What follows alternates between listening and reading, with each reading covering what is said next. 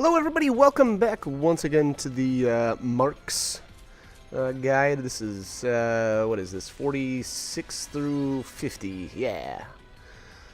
So, I guess keep in mind that all of these, again, really all of the marks in the Fault Warrens here, I guess technically you could do them right in a row, but that doesn't make sense at all. It'd be super redundant. So generally when you go through here, it's going to be, I think a total of 5 marks or something at a time. Unfortunately, the first few marks you'll end up doing quite a few times, especially what is it, the Garangach or whatever, the very, very first one. I don't remember what number he actually technically is, but anyways, just, keep in mind, you'll have to make a few trips if you want to get all of the marks done in this area. Anyways, so this one is the Zernitra. These guys are actually pretty annoying, to put it lightly. I absolutely actually hate these enemies. Number one, they've got an insanely strong physical attack when they use Feeding Swoop. So that gets really brutal. And then on top of that, as you can see here, he's debuffing the ever-living crap out of me. As far as I can tell here, he's been using Slow and Deprotect. I see Snow's got Poison as well. So he just does, a bunch of pretty nasty attacks. And there's Feeding Swoop, and he eats Hope. I kind of expected that was going to happen. The only real way I would say that you might be able to get away or get out of that is using something like a double synergist roll right off the bat, just so you can put your buffs back on as fast as he's taking them off, and then hopefully your buffers will get protect back up by the time he uses a Feeding Swoop. Now, if he tries to shoot for your leader when he uses Feeding Swoop, that actually can be a huge benefit to you. Oh, and here's Feeding Swoop again. And it looked... I don't know if I interrupted him or if he tried using it on either Lightning or Snow, but I think they were both up in the air. And so that's the kind of cheesy way to get away from Feeding Swoop, is by having your character in the air as he tries using it. So I guess just keep that little trick in mind. It can be difficult to, actually pull off, but it does help. Probably though, I'd almost say that the biggest thing that helped me with this guy was just having decent stats. To be completely honest, and by that I mean the very, very first time I ever tried a Zernitra, it was way, way earlier on in the game. And I don't remember if I was at stage 8 or if it was stage 9 Crysarium, but it was, I think it actually technically was impossible. I was not, well, I shouldn't say that. I spent a lot of time and I wasn't able to do it. Anyways, 46 there, that mission gets you Gilgamesh Inc. As well as actually, so the Zernitra, or that battle right there, there is a tiny, tiny chance, and again, I mentioned this in the other guide, mission 45 through 50 can all drop a weapon. And it's one weapon for each character. All those weapons can actually be obtained from that Gilgamesh shop that we just unlocked. But the weapon for Fang, let me check the name here, the Dragoon Lance can be obtained from mission 46 there. So just an FYI, and like I said in the other guide there, is that all those weapons have basically the same chance to drop as a Shroud, and my impression is that you can actually increase your odds by equipping like the Survivor catalog and getting a low battle rating. So I've never tested that out myself though. But, again, keep that in mind. Anyways, we need to go on to Mark 47 here. This is the Raktivia or something like that. Raktivia? I don't know. I missed the name. I suppose, though, it is coming right up. These ones, man, these actually are a little bit annoying, to be completely honest. These are the same. This is basically an upgraded version of one of the enemies we've already fought. They're the Seath there that use the inertial barrier. So this one's basically a upgraded, you know, more health version. Ractavia. Ractavia? I don't know. That looks right? Anyway. Get Imperil on him right away. And then that way he will take slightly more damage. He actually does take an okay amount of damage here from the Ravagers. Well, yeah, I don't know. I don't know. Maybe we can argue that. Maybe that might not be quite the case. Anyways, it looks like I'm buffing up here. That's probably a good idea too. Really don't need Protect, to be honest. Protect does absolutely nothing for the Eagle in this fight. And this enemy here, let's see here, which one does this guy drop? This mission drops Hope's weapon.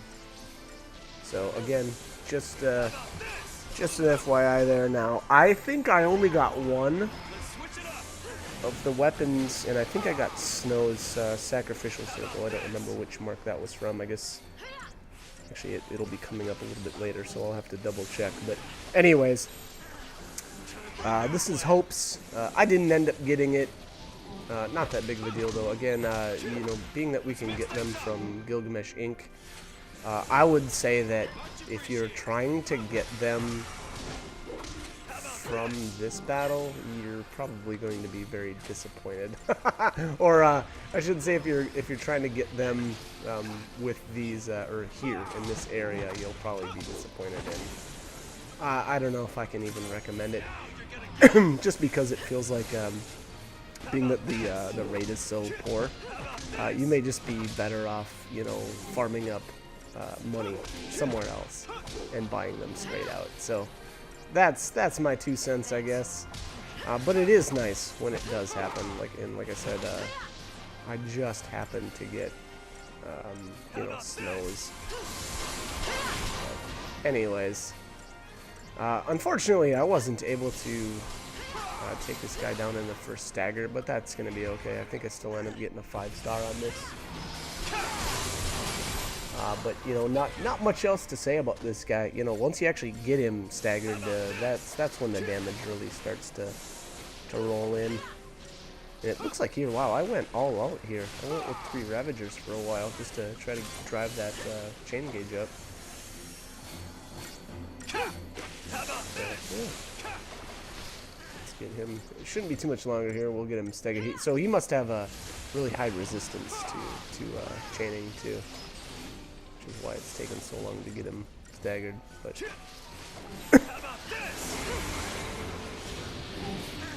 anyways, all right. So it looks like I didn't even bother debuffing him after that initial stagger. So, and yeah, it's looking like that was okay. Probably wasn't that big of a deal. Yeah, I don't know how much getting Imperil on him again would have really made a difference. But anyways, all right. So they give you. I had 7.5 minutes. Beat it in 3. And there, the reward is the Gnar Stone. Those are upgrade item, very, very useful actually, and those are very expensive. So, anyways, that's that. Let's move on here. This should be mark 40. Is this 49? Oh, nope, 48. I'm getting ahead of myself. All right, so the Abyss stares back. It's important to know here. There's actually a few of these. I think it's a group of 4 of these Vertalae. Now, I initially thought that, oh hey, since there's 4 of them, that'll multiply my chances to get that weapon dropped by 4, right? No, that's not the case, because again, they behave like shrouds in that the enemy doesn't have the chance to drop it. It's the fight itself. So again, I guess keep that in mind. And unfortunately, just like I mentioned earlier, I didn't have much luck. So let's see what these guys can get you though. Looks like Mission 48 can drop the Aldebrands, whatever. Saz, it's one of Saz's weapons. Or I should say it's Saz's weapon that can be purchased from Gilgamesh. And wow, I didn't get anything. Rough. And I think that was the 20-sided die. I was just smashing the A button, so I didn't really get a good look at that reward. I think it was the 20-sided dice, and I don't remember what those actually do. I don't think I've ever equipped them, so. Anyways, moving on. This should be Mark Mission 29. Yep. Tyrannicide. Obviously, the mark here is the Tyrant. A very, very easy mark.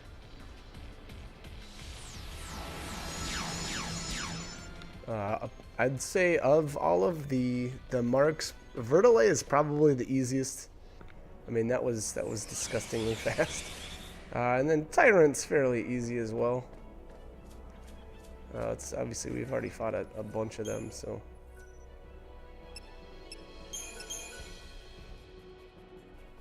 All right.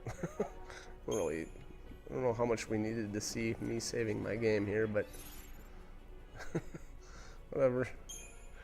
All right.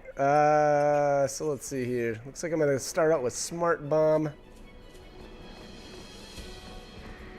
Curious to see how I actually do this, if I take down the blade first or if I go right for the kill. That's kind of always the question on these type of enemies, the Tyrants, or, well, I guess this one's the Tyrant. I don't know what the family is actually considered in the data log. I don't remember.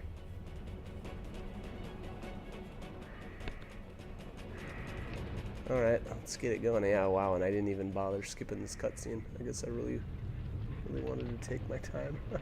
I think technically this was the first mark that I beat. Or sorry, the first of the final 6. So there, yeah, obviously he's gonna start out with Forge Blade like always.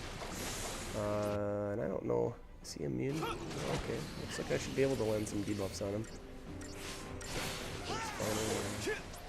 Imperil. I probably don't have the, Lightning as the Saboteur. Not saying that she's not any good with it, but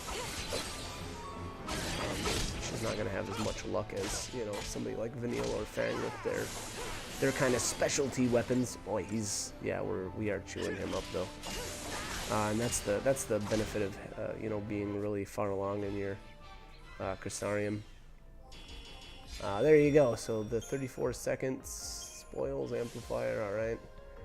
And that mark, and 7 particle accelerators, that's kind of lame. Anyways, that mark there, or that mission, can drop the weapon for lightning. I believe it's called the Organics. So, once again, if you get lucky, cool. If not, I wouldn't stress it too much. You can always buy it from the shop. And this will be the last mark here for this guide. Yeah, Mark 50, Humbaba. One last thing I want to mention about this area here is once you've beat once you've beat 45 through 50, 51 unlocks, and the Seath Stone for 51 is actually there's multiple stones for it. And actually, I'll save the rest of that for later. But just know that you have to complete 45 through 50 before you can take on the final one. And then this one, I believe this is actually the one that drops or has the chance to drop that sacrificial circle. And that is Snow's weapon. But the Humbaba, obviously very, very high stagger threshold. I'm not sure if the random instant chain will trigger on him or not, but it's looking like we're not having any issues with this guy regardless, so I can't imagine he's going to live too long. Yeah. Oh, that's right, he stands up. He might even heal off of this too. Yeah. Once he actually stands up, that's when I like to put a couple of debuffs on him. Yeah, well, we went all out there and got all of them in the land. Reason for that is you don't really want to debuff him before he stands up because he's just going to wipe him out anyway. But anyways, I hope this guide was helpful, and I hope you join me for more marks. All right, thanks for watching.